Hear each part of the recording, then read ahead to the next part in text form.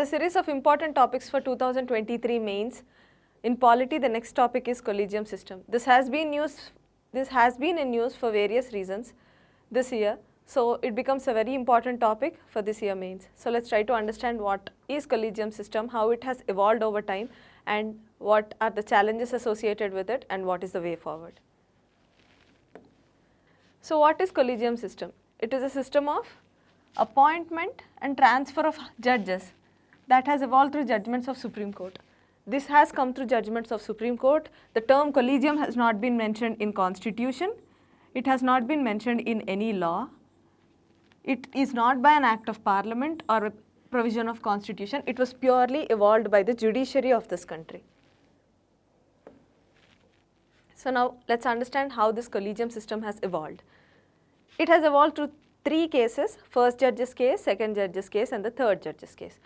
In the first judge's case of 1981, it has been decided that the Chief Justice of India's recommendation on judicial appointments need not be in concurrence with the executive's decision. It means that the executive primacy has been assured over the judiciary. Consultation doesn't mean concurrence. It means the decision of Chief Justice of India doesn't have to be in concurrence with the decision of executive.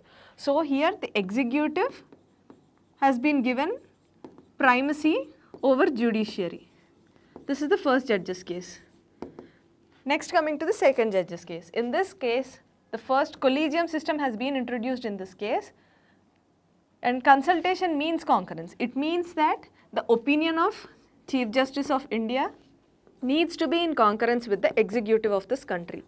So here they said that the consultation doesn't mean concurrence, and in the second case they said that consultation means concurrence, adding that it was not CJI individual opinion, it is not one-man decision, but institutional opinion formed in consultation with two senior most judges of Supreme Court. So in the second judge's case, it has been decided that collegium system will be a 3-member body with CJI and two senior most judges.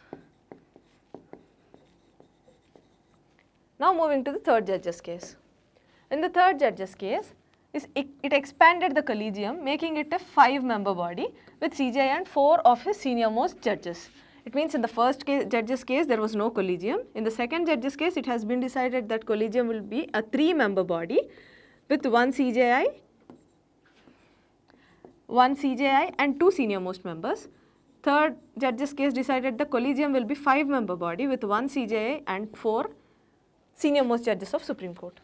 So this is the evolution of collegium system. Now let's try to understand what are the issues associated with this collegium system and why is it in news and why is it problematic. So what are the challenges?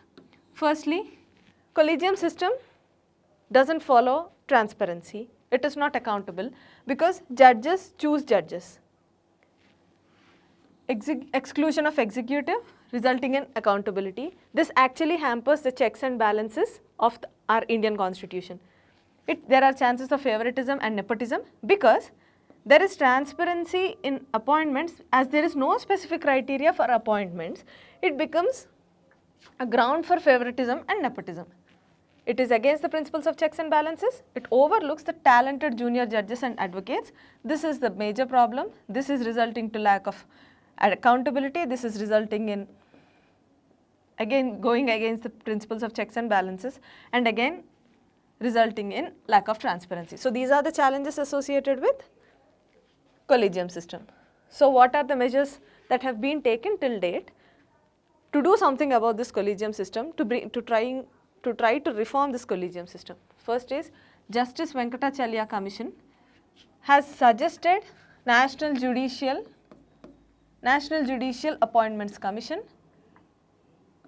So this suggestion has been implemented in 99th Constitutional Amendment, where National Judicial Appointments Commission has been proposed by the Parliament and it has been struck down by Supreme Court, saying that it goes against the independence of judiciary.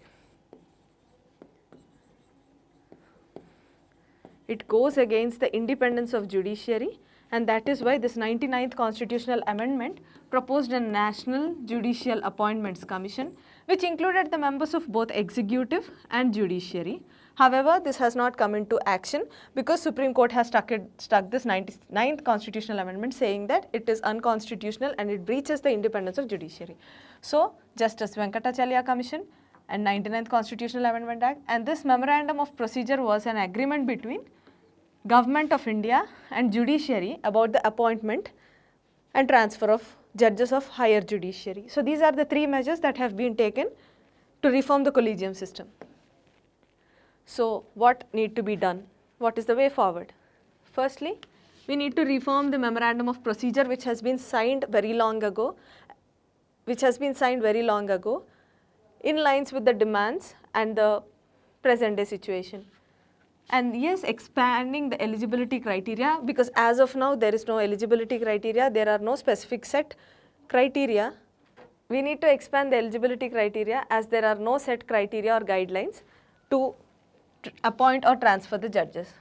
So, there is a need for permanent independent body to institutionalize the process with adequate safeguards and preserve we need to guarantee the judiciary's independence and judicial primacy, but should not encourage any kind of judicial exclusivity, therefore strengthening the accountability, transparency, which are the major pillars of Indian democracy.